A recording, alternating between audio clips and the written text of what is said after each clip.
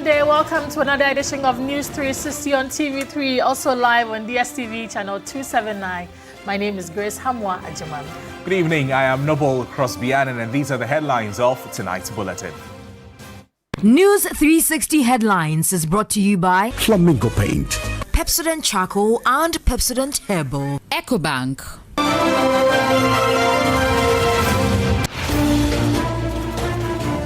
Member of Parliament for Ayawaso East, Naser Toure, will be laid to rest on Monday, December 5, following his passing on Sunday.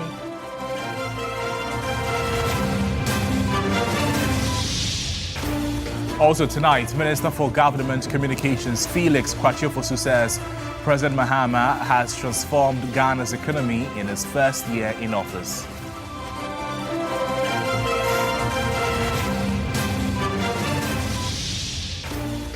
Also tonight, Vice President of Imani Africa, Kofi Bento, believes former Vice President Dr. Mahmoud Bawumia stands tall among the 5 candidates as party readies for January 31 primaries. We'll bring you some international news later. Nigerian officials announced that schools in Niger State will start reopening later this month following a mass abduction in November that forced their closure.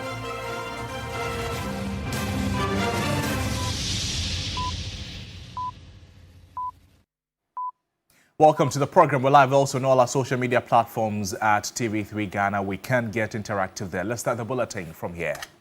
And it's rather on a sad note because the Member of Parliament for Ayawaso East, Naser Toure, will be laid to rest on Monday following his passing at the Kolebu Teaching Hospital after a period of illness. A family member told TV3 that a 4th-term lawmaker fell ill on 25th December and was rushed to the hospital for treatment. Joseph Armstrong was at the residence and spoke with some party members.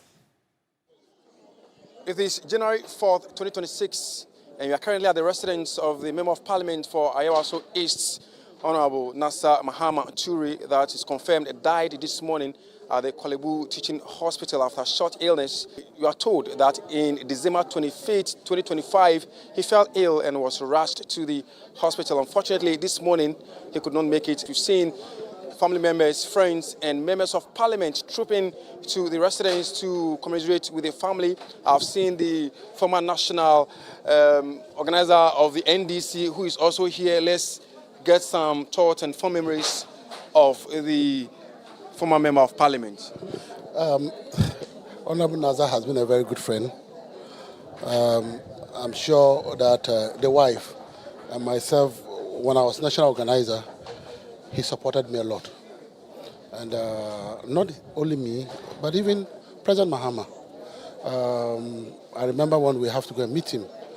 Indeed, just about 2 weeks ago, I heard he wasn't well. I called him and I asked him whether he's okay. He said, oh, he was very fine. He was not well, but he's fine. Just for this afternoon, for me to get information that he's passed on. And any of you that knows Naser, a very humble person, a very, very humble person, and a good person, great person. Somebody that loves the NDC.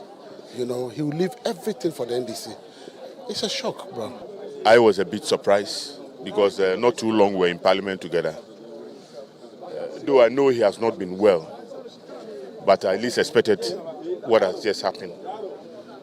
Because before we left, just the last week or so,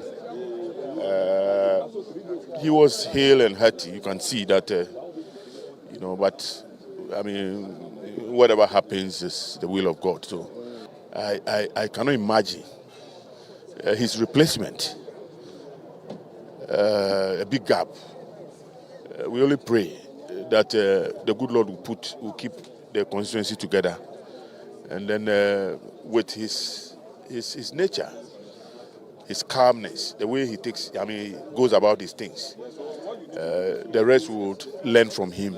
It's difficult for me to find words to express it. I mean, first week in the year, Naser will be irreplaceable. I mean, he was my colleague in parliament. I served with him on one committee. I mean, the commitment for the job, And in all, well, he's a Muslim. We just have to thank Allah. Allah knows the best. We can't challenge the wish of Allah. May his soul rest in perfect peace. And may Allah give him a very befitting place. It's a big loss for the party. It's one of the MP that have control in his constituency. Of all his primaries, was one of the hittest primaries. I thought that the coming elections would be easier for him for the way he control the constituency. But God knows the best. He has been my friend. I've been coming here to visit him. And today, he's no more. He's a very calm man, very quiet, and very, very humble. So we are told the Member of Parliament for Ayawaso East, Naser Toure, will be buried tomorrow at the Medina Cemetery, and members of Parliament are expected to pass through to pay the last homage to their colleague Member of Parliament. TV3 will bring you up to speed on subsequent developments. Joseph Armstrong, Go Dalibo, TV3, Accra. Right, and so let's bring you a brief background or biography of who Honorable Naser is. As you've already heard from our story, he is a Muslim. He hails from Toure, and he was born on Wednesday, March 17, 1965. He has been an active politician with the National Democratic Congress and has been a member of Parliament from the 6th Parliament to the 9th Parliament, which means he was there in the 6th Parliament, in the 7th Parliament, in 8th Parliament, and then the 9th Parliament. The demise of the MP also means that makes way for the organization of a by-election. And this is what the Constitution says in place, or when it happens that a member of Parliament dies. And it says that parliamentary vacancy occurs, the clerk must act once the vacancy is occurred or is confirmed. The EC will be notified within 7 days of the event, and then a written notice will be sent by the clerk of Parliament. Then the by-election timeline, that is 30 days normally, if 60 days if death is involved. And because this is happening because the Member of Parliament has died, it means it is going to take the 60 days turn. And so 60 days if death is involved. To some other stories tonight, fraud and security consultant Richard Kpandai is urging the public to remain vigilant as cyber criminals increasingly exploit digital platforms across the country. He is meanwhile calling for year-round public education on cybersecurity. Ghana saw a sharp rise in cybercrime in 2025, with reported cases jumping more than 50% compared to the previous year. The cost of individuals and businesses ran into millions of cedis in losses. Online fraud, cyberbullying, and blackmail remain the most common threats as Ghanaians increasingly transact and interact digitally. The Cybersecurity Authority and Ghana Police Service step up efforts to combat these incidents. From enhanced digital forensic units to public awareness campaigns. On 27th December 2025, 140 undocumented Nigerian migrants and a Ghanaian landlord linked to cybercrime activities in the country were arrested. The suspects are alleged to be involved in cyber-enabled financial crimes, including romance scams and sextortion. This was one of several arrests made last year to tackle cyber criminals across the country. For fraud and security consultant Richard Kpandai, the public should exercise caution in their dealings to avoid becoming victims of cybercrime. Those who use online platforms for businesses and for personal interactions, I will urge them to do what we call social media due diligence, which is very important. Then they must also live a hygienic social media lifestyle, so that they will escape the threat from cyber criminals who might want to do profiling on them. But then again, if you are a small business or you are a commercial business and you will need help with cyber security tools in the form of preventiveness, then you will need to speak to the Cybersecurity Authority and they will provide guidance in that regard. And for those of us or for many of our people whose vulnerabilities may be exploited, it is just proper you speak to the Cybersecurity Department at the Ghana Police Headquarters. And working together, I believe 2026, we can do much better than what we saw in 2025. He called for year-round public education on cyber safety. Each year in October is a cyber security month that all of us go out and provide cyber security education and create awareness on various platforms across the country. But it seems to me that to the extent that most of our people are coming online, and today most people live virtually their life online, education should be from January to December. But predominantly, people you meet online are not your friends. A stranger is not your friend. And that is why due diligence is key. And that is why hygienic social media lifestyle is key. And that is why when you lack clarity, you might want to seek professional help from the professionals or from the cybersecurity authority. But what warning signs should people look for to quickly identify a scam before it's too late? WhatsApp groupings that your number has been hacked is somebody asking you for money. You might want to find out to authenticate it before you send money. When they hack your email or they come through social engineering, then you might have a number of people asking you for friend requests or sending you unnecessary emails, and they're just setting a trap for you to fall in. It's also important to say that your offline activities have influence on what happens to you online. And so, as you live within the digital space, personal prudence is key, and social media due diligence is key, and financial due diligence in that regard is very key. Once you run into difficulty, speak to your bank, speak to your network provider, speak to the cybersecurity authority. Experts say stronger cybersecurity practices, better education, and collaboration between government, private sector, and communities are crucial to protecting Ghanaians in 2026 and beyond. It's a good time to speak with the Cybersecurity Authority on this. For more, let's touch base with Isaac Socrates Mensah. Is a senior manager at the Computer Emergency Response Team at the CSA. Isaac, good evening to you. Thank you for joining us. As an authority, what are the biggest cyber threats Ghanaians face, and what should they watch out for in 2026? What is the trend saying? Right. Thank you. Good evening to you and all watching and listening to us. As the editorial rightly said, we have seen a sharp increase when it comes to cyber-related incidents or cybercrime, and the authority over the period has coordinated or collaborated with several agencies to address some of the challenges or what you are seeing in the space. With respect to incidents that have been reported through our points of contact, just for, let's say, the past year, 2025, online fraud is one of the most reported incidents. And when we are talking about online fraud, it comes in several forms. We have investment scams, romance scams, job recruitment frauds, online shopping scams. They all come together and they form about close to 40% of reported incidents at the authority. The second most reported incident has to do with online blackmail cases that we've also received, where people engage in video calls in which they are in compromising positions, or they meet people online and then they tend to share their nude images with these persons because they feel they have come to trust them. And after sharing them, after a few days, they realize that these persons circle around and blackmail them on these images that they've shared with them.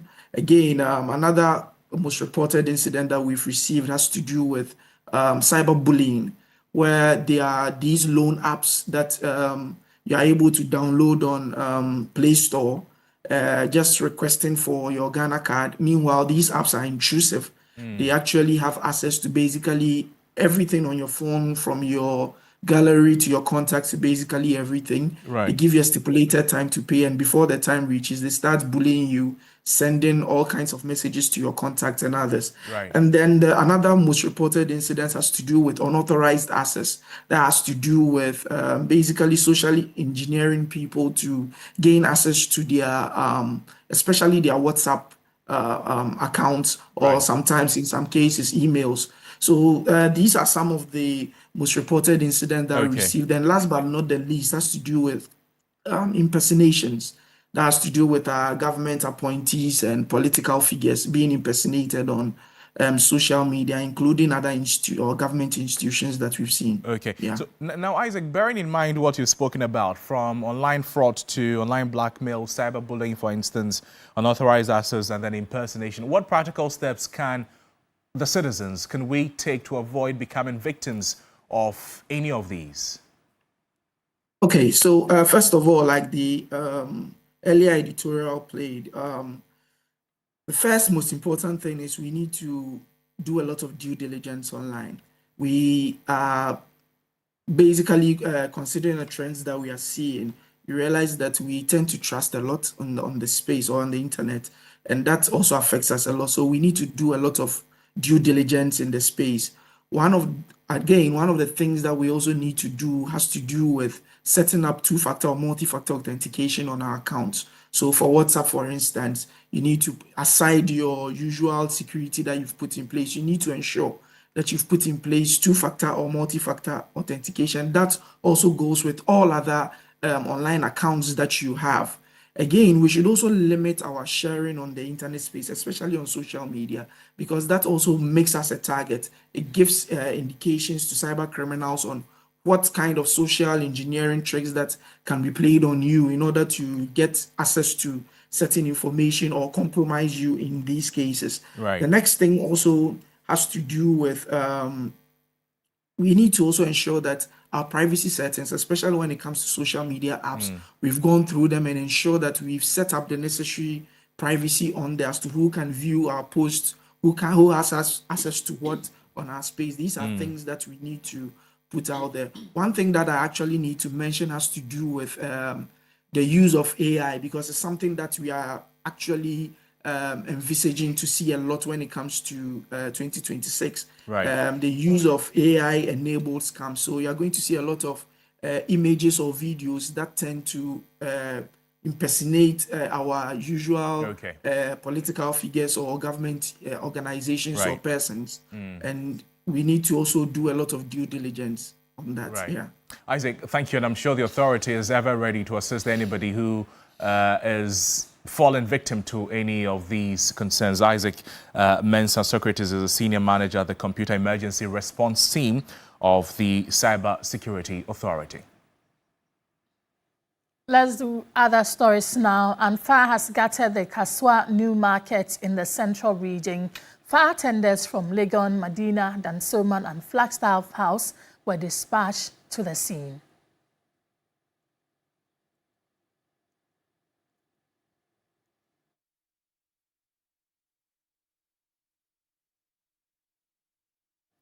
We're working the phone to speak to the Ghana National Fire Service. When we do, we bring you a lot more on that.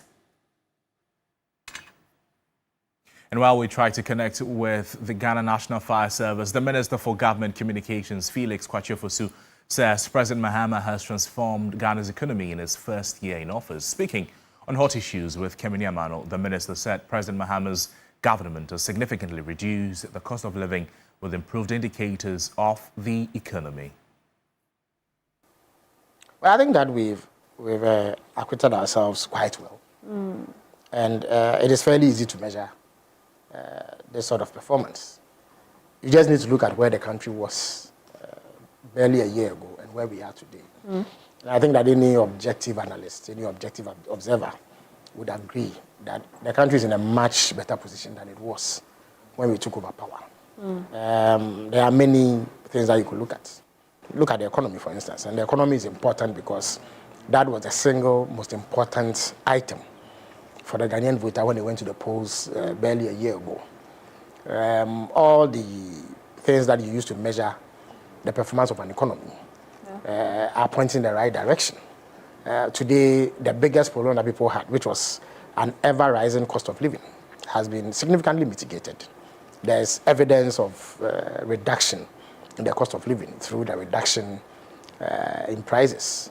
The depreciation of the currency, which was a perennial problem and was one of the things that used to worry our economy the most, has been brought under control, such that for the first time in as many years that I can remember, Right. The city is going to appreciate, it's going to record an annual appreciation of close to 30%. And if you consider the fact that barely a year ago, the city had lost about 27% of its value, you find that we've made significant progress in that regard. And this has led to a lowering of prices across many sectors. Look at the energy sector, for instance. Right. Today, fuel is selling much cheaper than it was when we took over. Indeed, if you compare the situation to exactly a year ago, you find that the price of fuel has come down substantially. It has translated into lower transport fares than before. Inflation is at 6.3%. There's every indication that it may even come down further. Interest rates, when we came in, interest rates were hovering around 30%. Today, it's between 15% and 18%. Well, let's just stay with the economy because the Ministry of Finance has highlighted strong macroeconomic gains and key structural reforms recorded in 2025, noting that the measures implemented have contributed to stabilizing the economy, boosting growth and restoring predictability in public financing. In a summary released by the ministry, Ghana recorded GDP growth of 6.1% in the first 3 quarters of 2025, compared with 5.7% during the same period in 2024, the fastest growth rate since 2019. Non-oil GDP, regarded as the most accurate measure of real economic activity and job creation, also posted robust expansion of 7.5% over the same period, up from 5.7% in 2024. According to the ministry, Ghana's external payments position remained strong throughout 2025. The trade balance recorded a surplus of $8.5 billion as at the end of October 2025, a significant jump from the $2.8 billion a year earlier. This improvement reflects resilient exports performance and moderated import growth, contributing to enhanced foreign exchange stability.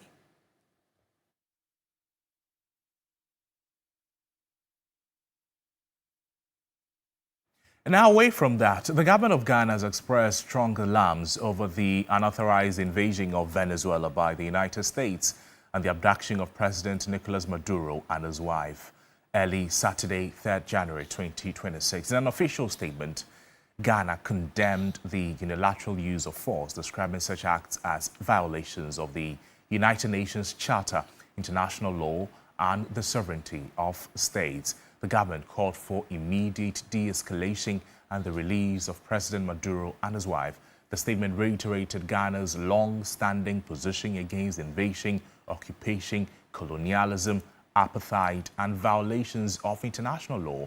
The government emphasized that assaults on international law and attempts at foreign occupation could have serious implications for global stability and the international order. Reaffirming its commitment to the principle of self-determination, Ghana insisted that only the Venezuelan people should decide their political and democratic future.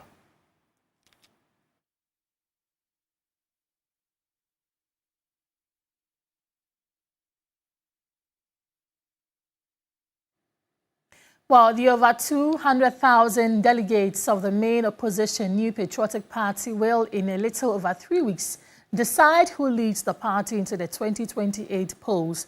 Ahead of that, Vice President of Imani Africa and lawyer Kofi Bentil believes Dr. Bawumia, who has been loyal to the NPP for almost 2 decades, stands tall among the 5 candidates. There's more in this report.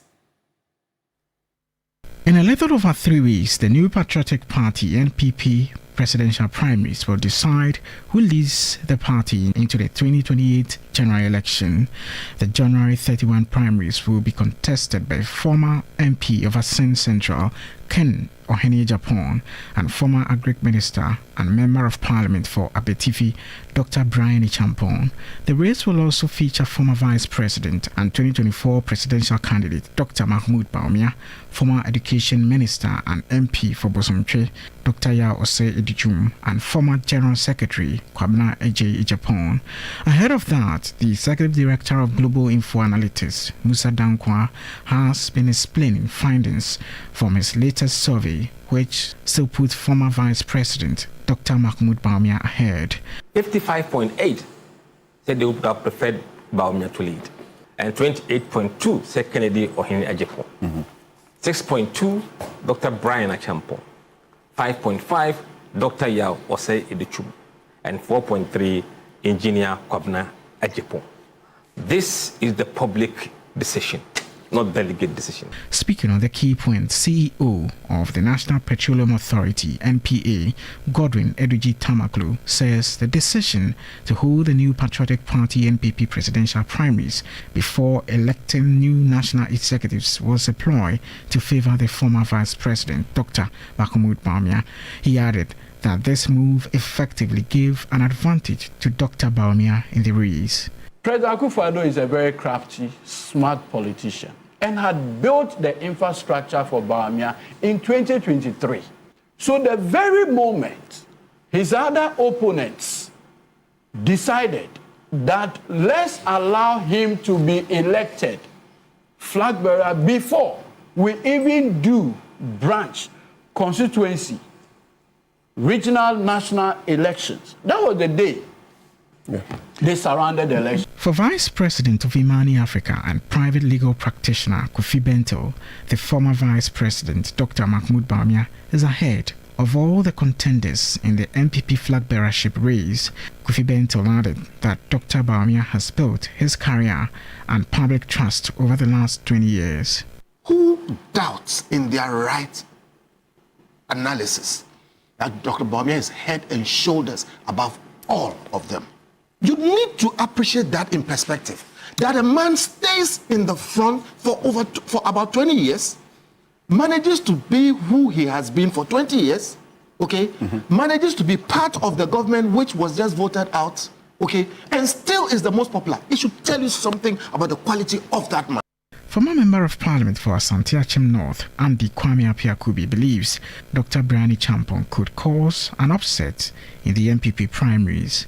I see depreciation in the figures of the other two. The two, Dr. Mahmoud Bawumia and yes, Kennedy Achampong. From one polling that I'm privy to, and all heading towards Dr. Brian Achampong. We've done some profiling, giving us very comfortable figures. Suggestive of Dr. Brian Achampong winning as a surprise candidate. Very sure that the next results coming from Musa will capture the trend, the new trend. As the countdown to January 31 continues, and with the various campaigns winding down, all eyes remain on the NPP presidential primaries, the first by one of the two major political parties ahead of the 2028 general elections. Will it be one round victory, or will delegates force the race into a second round? The delegates who vote on January 31 will ultimately decide. Well, and January 31 is some few weeks away. Trust your election command center to bring you all of that and how it unfolds for the NPP primaries. 360 returns shortly. Don't go away.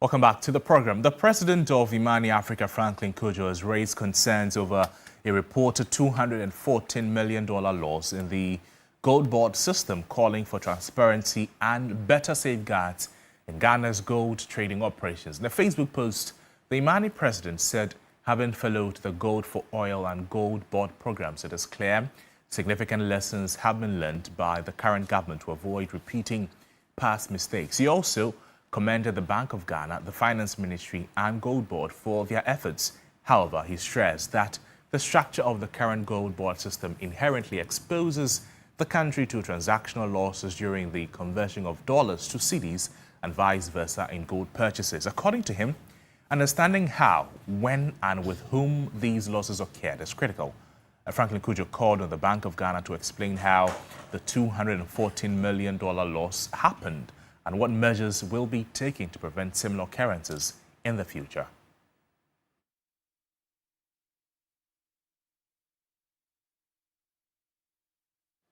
And a NIMOS task force deployed in the Eastern region on Saturday, 3rd January 2026, arrested 2 Chinese nationals, Li Yongjun and Nu Xinhao, at Pankese in the Brim North District for engaging in illegal mining activities. The illegal operations by the 2 foreign galamseyers reportedly caused severe destruction of forests and cocoa farmlands while polluting local streams, including the Brim River. The task force immobilized 2 evacuators used by the suspects by removing their monitors and control boards, rendering the machines inoperative due to the immediate unavailability of low-bed services. Several other illegal mining equipment and makeshift structures facilitating the operations were destroyed or burnt on site. The team, in addition, seized a Toyota Tundra pickup registration number AS 812020 used by the suspects at the site. Authorities have emphasized that operations like this have serious environmental consequences, and the task force remains committed to combating illegal mining activities across the region.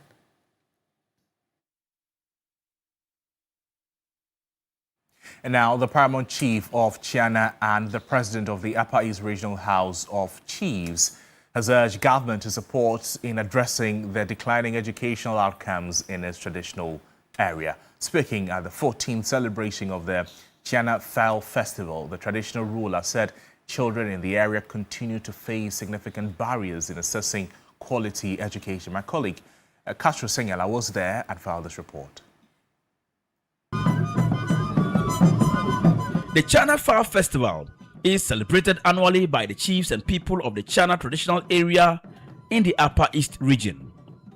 Each year, chiefs and people converge to thank the gods for a bumper harvest and to celebrate their rich culture and traditions while calling for peace and unity. This year's celebration was anchored on reflecting on education as a tool for sustainable development. The Chanapio, Ped Tundini Adiali Ayagatam III, bemoaned the challenges in accessing education in the area. While the issues that affect quality education may not be unique to only my traditional area, I am hugely worried about the situation in my community. The challenges include inadequate and weak educational infrastructure in many of the basic schools and even in the oldest senior high school in the Kpandai West district. The Chiana Senior High School continues to run general science courses without a science laboratories. The school also lacks a suitable administration block to operate from. With a population of nearly 40,000, Chiana is one of the largest towns in the Kpandai West district of the Upper East region. However, access to quality healthcare remains a challenge, as the Oli Health Center, built in the early 70s, has not undergone any major renovation. This situation compels residents to travel long distances to access healthcare services. The Director General of the Ghana Health Service, Professor Samuel Kaba Akuriya, indicated that the health center would be renovated. His Excellency the President talks about resetting agenda, and that is about change of mind. If we don't change our mind, what will happen is we cannot maintain and we cannot sustain. So I'm happy to say that because of that, the health center, the eye clinic, and many other things that is due us will be renovated, will be equipped, and we will be better people. While China has achieved key milestones in education, progress, especially in the basic education certificate examination in recent years, has declined. In an address delivered on behalf of the President, Majority Leader and Member of Parliament for Boko Central, Mahama Ayaruga, reiterated the government's commitment to making quality education accessible to all children in Ghana. Education is both a development imperative and a shared moral duty. Accelerated education must therefore deliver quality, relevance, discipline, and measurable outcomes, ensuring that every child in China, the Upper East, and across Ghana has a fair opportunity to learn, acquire practical skills. TV3 News, Castro Sinyala, Chiana, Kpandai West District.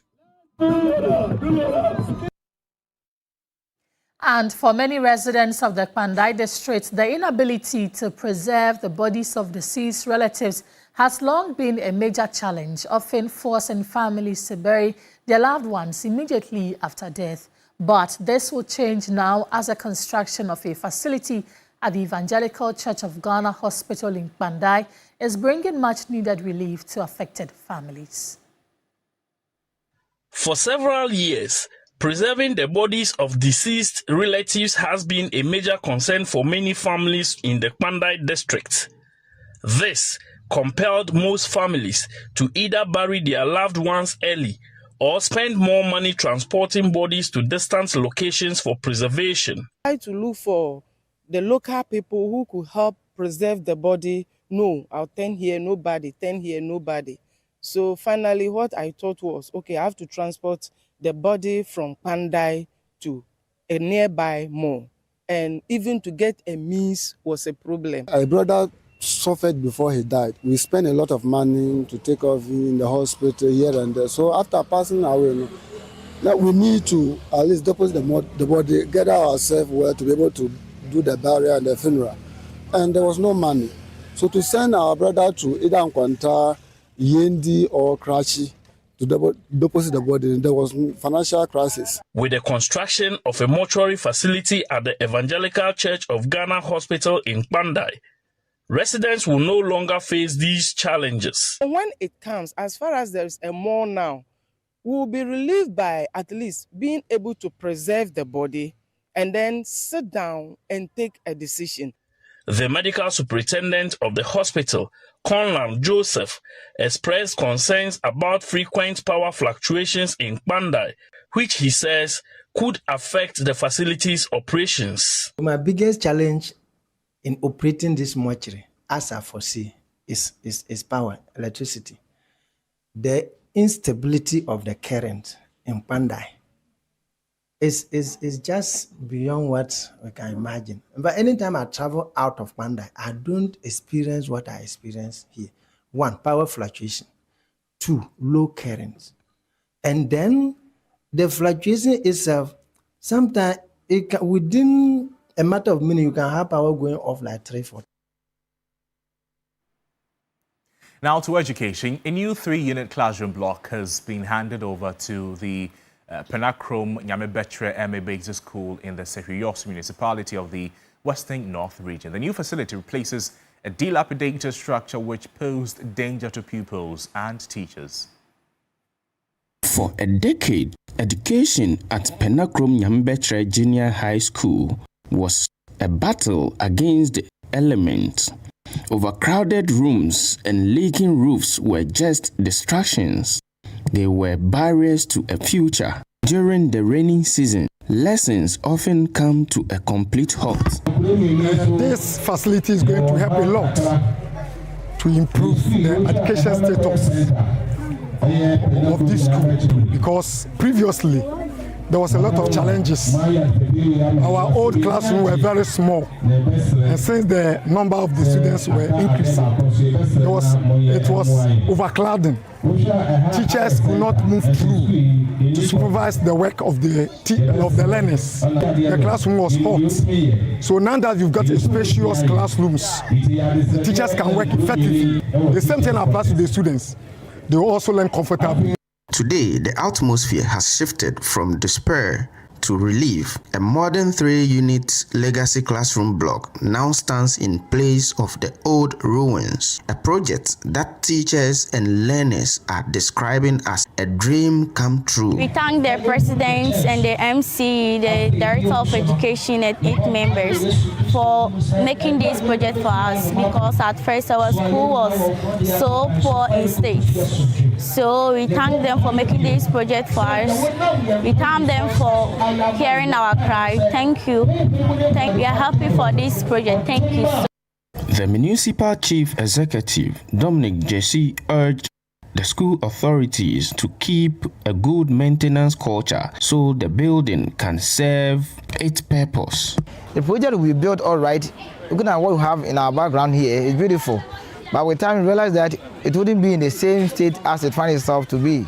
What we call on managers of the schools, and for that matter the owners of the communities, is that they take good and proper care of the facilities that we are constructing for them. And also maintenance culture, which has been a bigger problem. We entreat them that they would be up and doing and maintain wherever they have any defect, in order that the school or the facility will continue to be in a shape that would actually help the teaching and learning process. For the pupil, the new desks and solid walls represent a fair chance at a successful education. For TV3 News, Matthew Ahiave, Sefirioso, Western North Region.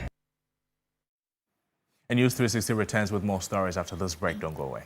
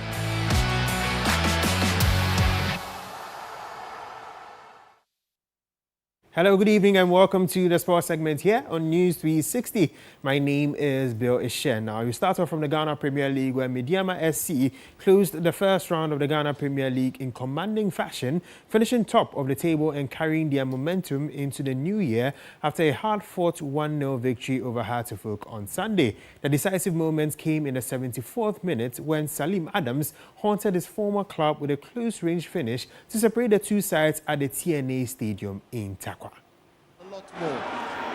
Into the box now. Salim with a chance. Salim! Powerful strike! Skill. Highly composed. Look at that.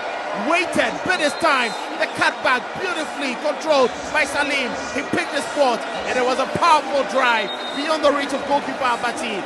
Richard Appiah making every move and intent clear. He knew exactly what he wanted to do. Look at that touch from Salim. He bet his time, paid his sport, and the ball going through the two defenders, Osei Sibe and Ali Mohammed.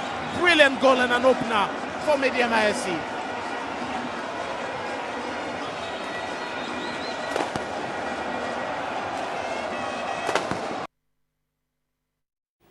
Now, still on the Mediama versus Hartlepool match, here are the reactions from both coaches.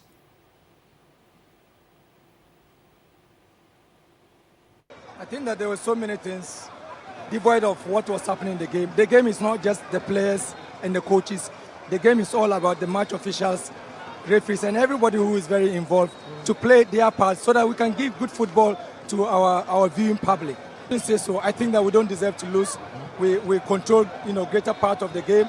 They also had their moments, and I think that they scored a very good goal.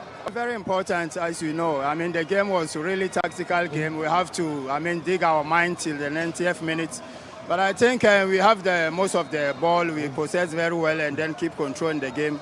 I think it's a deserved win for us. No, I think we told them we are doing everything right. The only thing we have to do is to make to use of our chances. And then I think Salim Adams did it very well and 3 points, very happy. A good win for Mediama. But let's move on to the AFCON where Morocco claimed a hard-fought 1-0 victory over Tanzania in the 2025 Africa Cup of Nations round of 16 clash at Prince Moulay Abdallah Stadium on Sunday afternoon thanks to a strike from Brahim Diaz. Diaz became the first Moroccan to score in 4 consecutive AFCON matches as the Atlas Lions reached the last 8.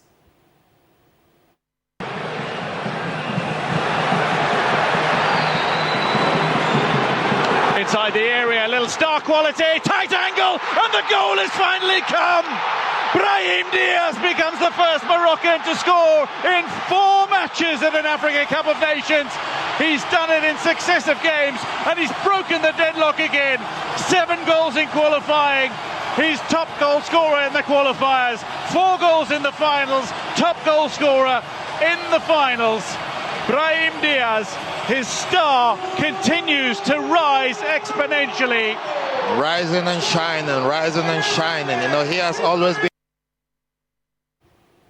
That's it for the sports segment here on News 360. My name is Bill Ishen. Entertainment is up next. Entertainment news segment is brought to you by GTP Lifestyle and Napa Foods. Heaven Black Insecticide Spray and Coil. Powered by 3 Entertainment.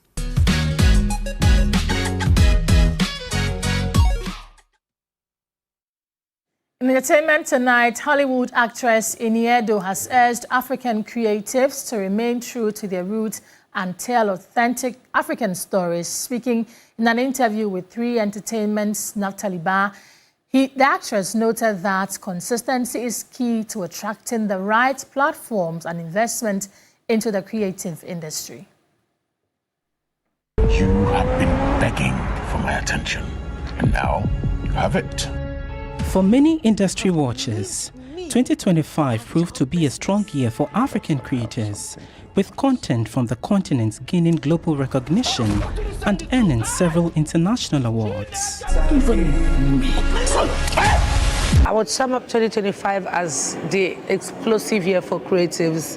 I think we've seen African creatives, grow globally, just grow beyond the borders of our country, taking our crafts and our arts to the global platforms. And we've seen how the entire world has received and how they're also keen in on African content. We've seen how African content has evolved globally, and for me that's such a milestone, that's such a huge achievement for the African creatives. So, according to Iniedo, Africa is rich in talent and authentic stories, but creatives must stay consistent and position themselves to fully attract investment and support. As African creatives, just have to keep pushing the narrative. We have to keep pushing the envelope. We have to keep telling our stories the way we want our stories to be told. We have to keep staying true to who we are, staying true to our roots, and just understanding that what makes us unique across the globe is our uniqueness. And yes, the world deserves to see what we have to offer creatively. She also shared her outlook on what 2026 holds for African creatives. So in 2026, I see us breaking much more boundaries. I see us taking more territories. I see us breaking into different other continents. And, it's just Africa to the world. And I feel like the way we are going, consistency in telling our own original stories will attract the right platforms to come. We also need more private sectors to get involved. Iniedo was in Ghana during the festive season for the premiere of the highly anticipated movie, A Very Dirty Christmas. The premiere drew hundreds of movie lovers to cinemas to witness the film's official debut.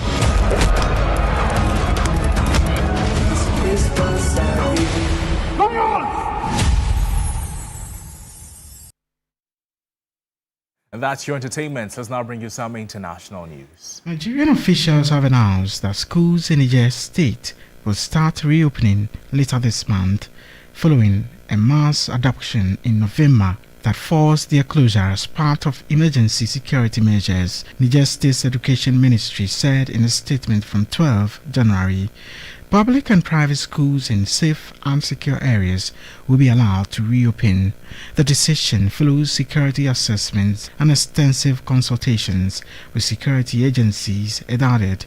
November's kidnapping of more than 250 students and staff from St. Mary's Catholic School in Papari, Western Nigeria, was one of the country's worst adoptions to date. For years, armed criminal gangs known locally as bandits have carried out killings and kidnappings across many parts of Nigeria, but reports in the north-central region have spiked recently. Schools and places of worship have increasingly been targeted there. The government has recently classified the criminal groups as terrorists, and while paying ransom money is illegal in Nigeria, there are claims this is often ignored. More than 1,500 children have been abducted from the country's schools since 2014, when 276 girls were taken during the infamous Chibok mass abduction. Secretary of State Marco Rubio says America is at war against drug trafficking organizations, not Venezuela, a day after U.S. strikes on the country. President Nicolas Maduro and his wife, First Lady Celia Flores, were captured during Saturday's strikes. Maduro is being held in a New York jail and faces drug trafficking-related charges. He has previously denied being the leader of a drug cartel. President Donald Trump on Saturday announced that the U.S. is going to run Venezuela until such time as we can do a safe, proper, and judicious transition. Botswana plans to open an embassy in Moscow soon and has invited Russian investors to cooperate on rare earths and diamonds. Russia is seeking to strengthen its foothold in Africa amid the wider confrontation with the West. Diamonds normally contribute around 1/3 of Botswana's national revenues and 3/4 of its foreign exchange receipts. Russia's Norilsk Nickel, the world's largest producer of palladium and high-grade nickel, settled its dispute with the government of Botswana and BCL Group in 2021 about a transaction for the sale of non-nickel's assets in Africa to BCL Group.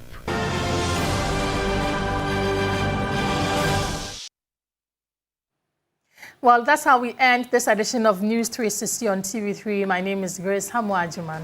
And I am Noble Crosby. And there's always more news on our website, 3news.com. Thank you so much for watching. Mentor is up next. It's the semi-finals. And keep voting for your favorite contestants. Good evening. Bye-bye.